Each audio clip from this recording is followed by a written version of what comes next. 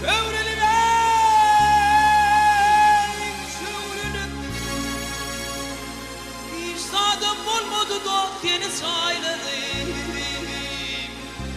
Sayladım da ah ah ah sayladım.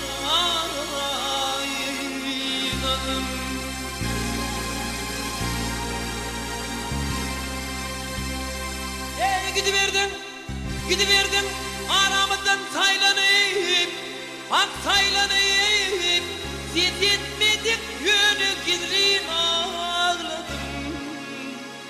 Ağladım da ah ah ah ah ah ağladım.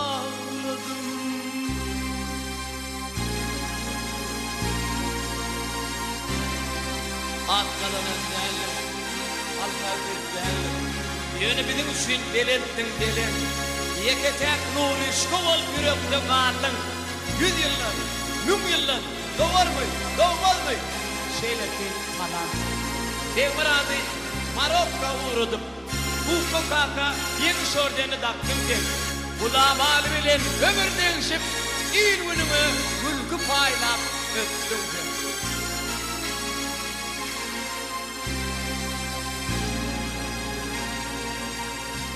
Ey durmuş İdyerekin barlarda kayın.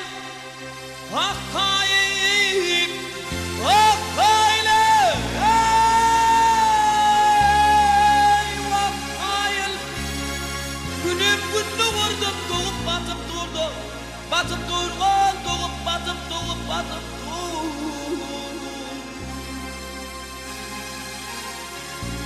Ey Can Alman'ın gelininde İbrahim. Oğlum gülmem kamlayına batıp durdu. Dönmedi. Dostum zaten ah halifam seni.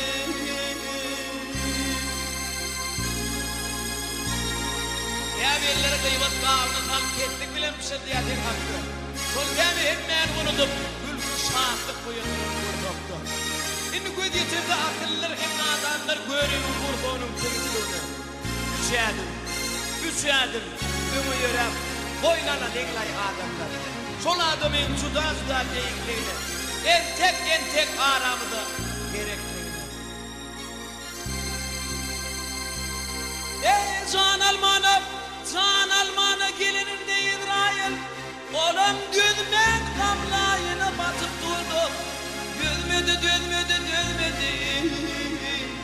Dostum zaten ah halifam seni.